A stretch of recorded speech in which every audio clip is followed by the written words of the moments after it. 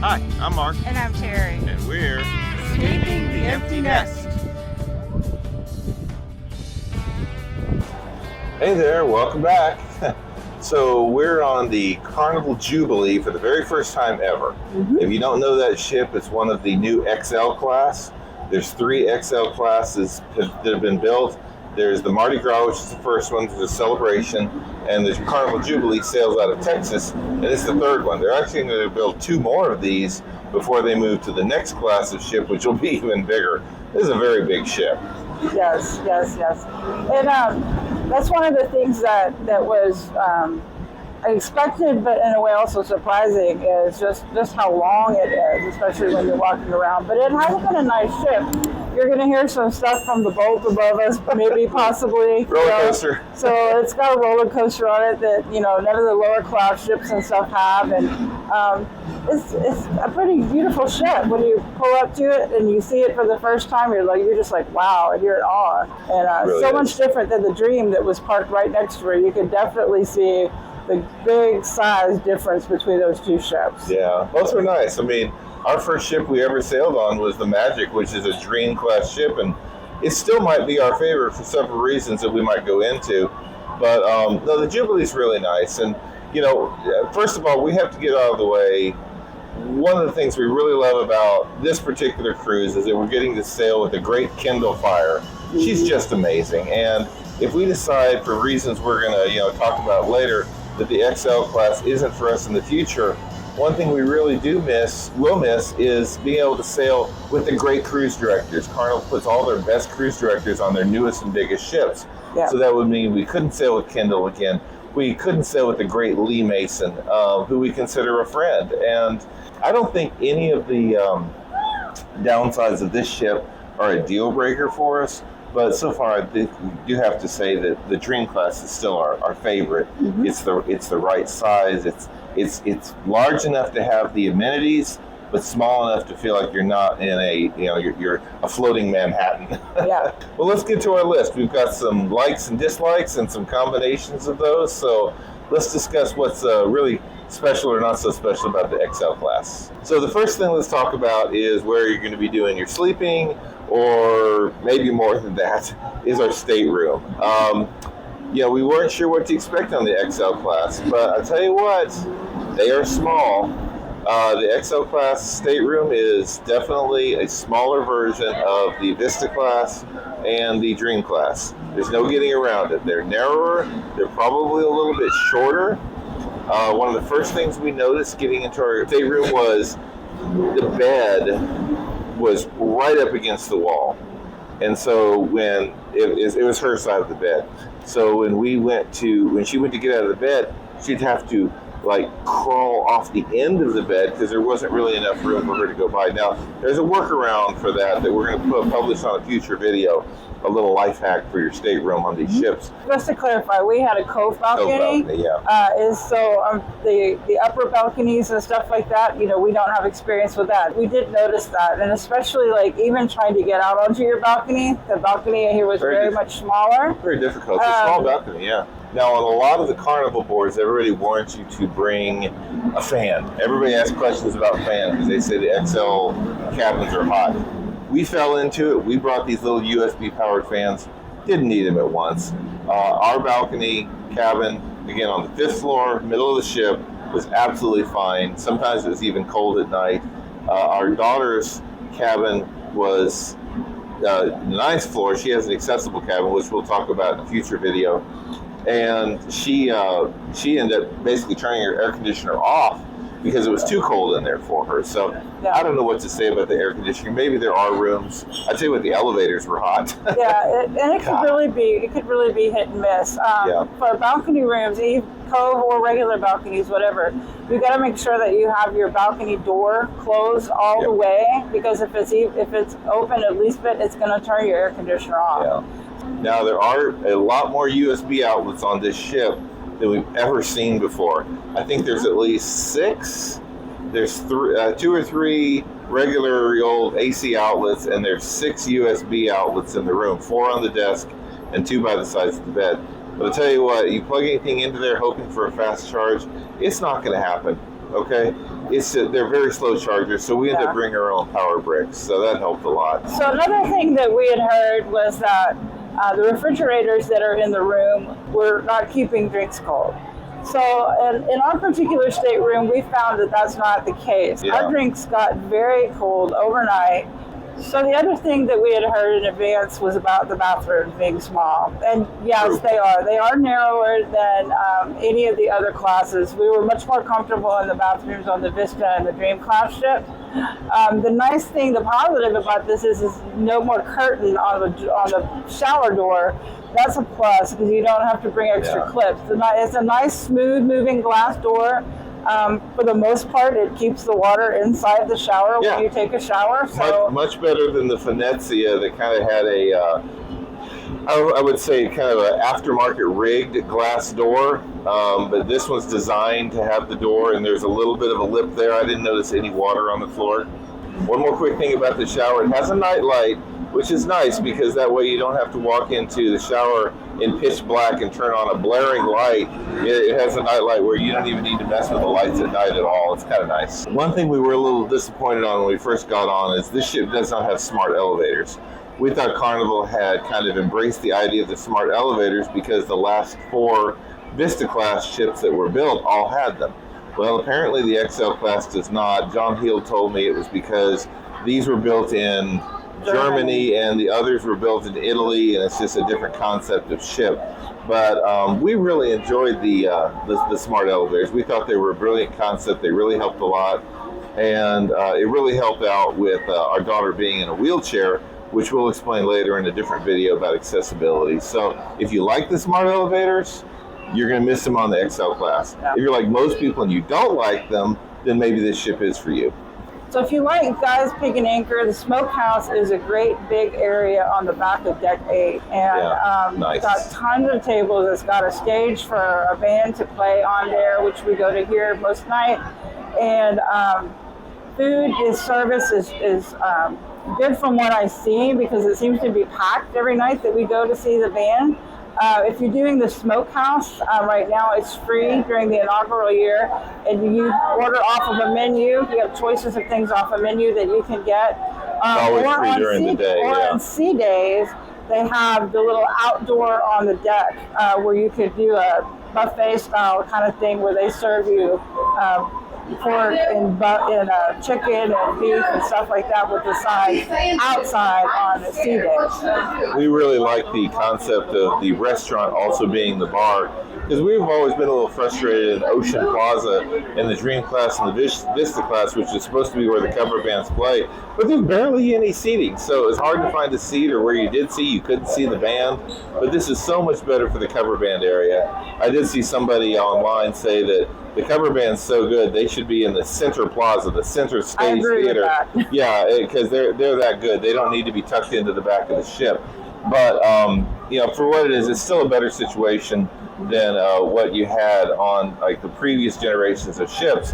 And again, there's an ice cream machine, drink machine there. Everything's right there, which is a really nice concept. So like I said about the Pig and Anchor Smokehouse, they have an ice cream and drink machines right there. There are drink machines by the pizza place, which is also on deck 8, surprise, surprise. The sandwich shop, which I guess traditionally is the deli, is on deck 8. So deck 8 this time has their own drink machines, which is really nice because any restaurants, anything but Lido on previous ships, all they usually offered was just like a jug of water with a spigot. There's drink machines, of course, on the Lido deck. There's drink machines on deck 17, which is where Guy's Pig and Anchor is now. So if you're looking for Guy's Pig and Anchor, it's up on 17, but it has its own ice cream and drink machines, which is really nice.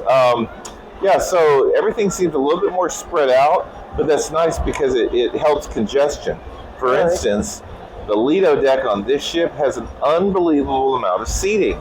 You never have a problem getting seats here, which is just amazing. We've never seen that in a Carnival ship before.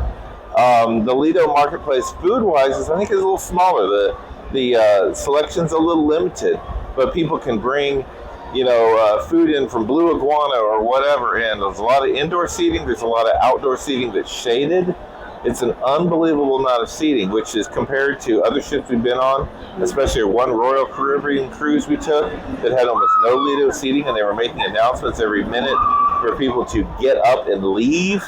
They don't do that here because there's lots of seating, which is really nice. So one of the things most of our listeners here probably know is that we are big on omelets for breakfast. Yeah. You know, we used to not go to Lido on any of the classes, mainly because the scrambled eggs and stuff like that were not very good. Yep. They were made like of a powdered egg thing, and we just didn't like the way it tasted at all. So we'd go to Omelet Station, and they were always made with fresh cracked eggs.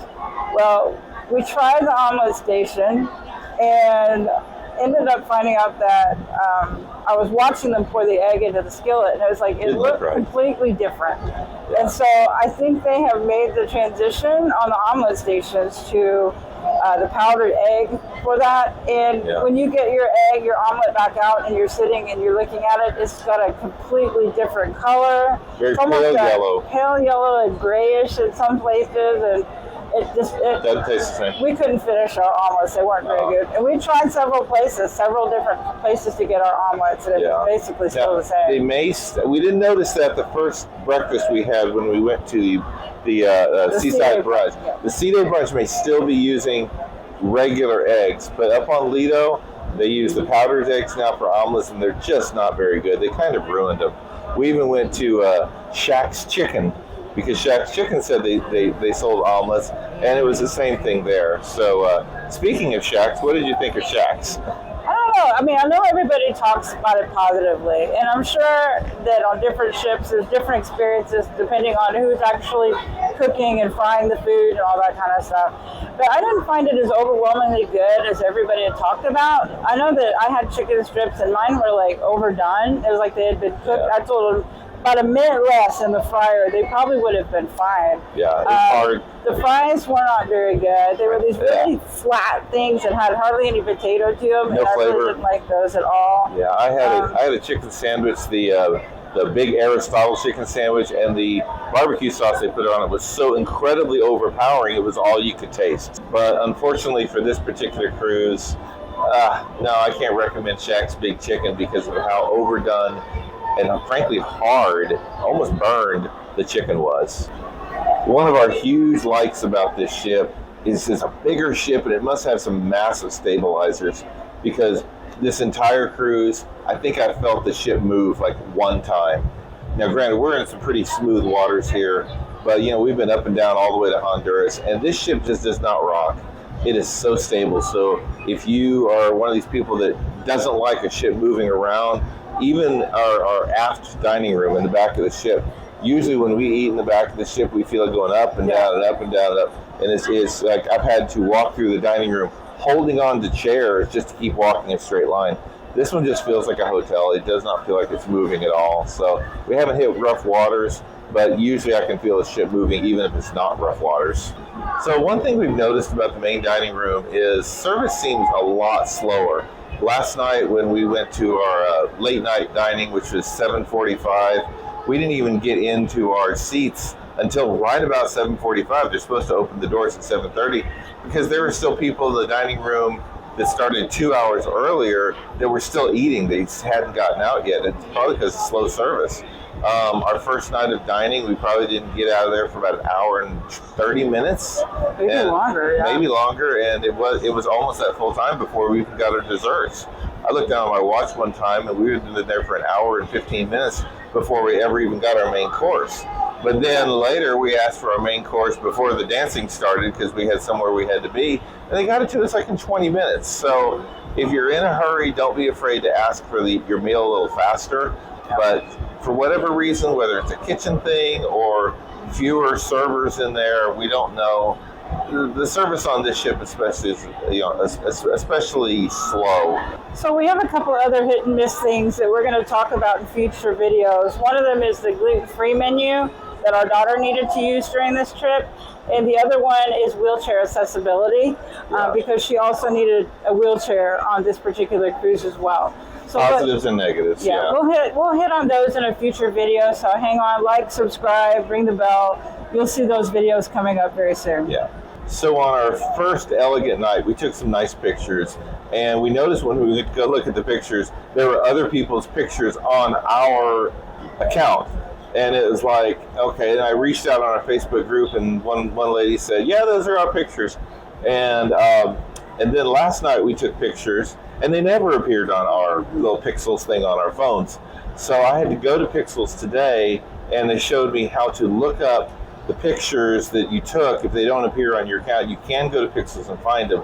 So I guess this would be a positive and negative, that you have to go to Pixels sometimes if your pictures don't appear on your account. They're not lost. You can find them. It's very easy to look them up by which evening and which backdrop you were on.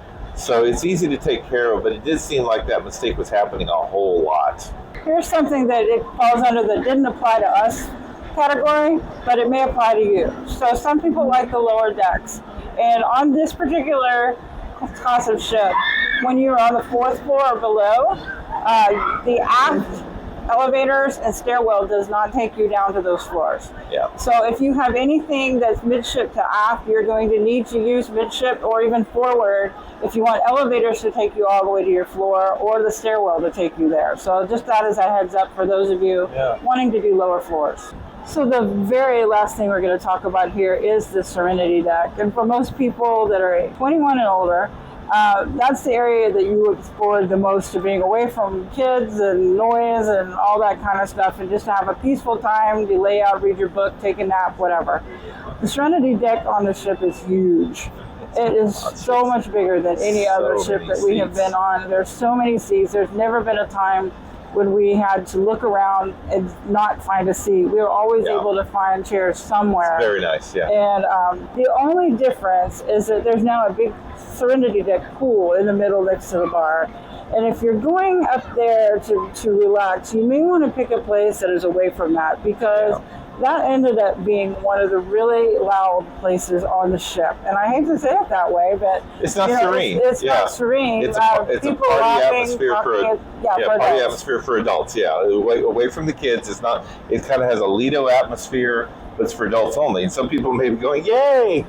But other people may be going, "Ah!" But you can find places that you can get away from that on the Serenity, because it's so big that you can find a quiet place, and it's beautiful. Yeah.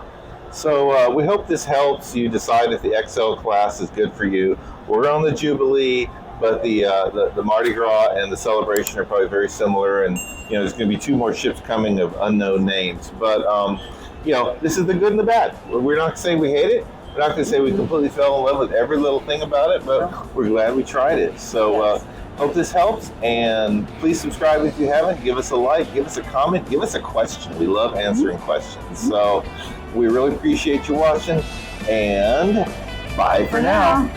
Okay. I enjoy it. Like watching stuff like that. Yeah. I enjoy it. Thank you. Thank you. We're glad to do it. We try to help people out with tips and stuff. Yeah. What's our channel? Escaping the Empty Nest.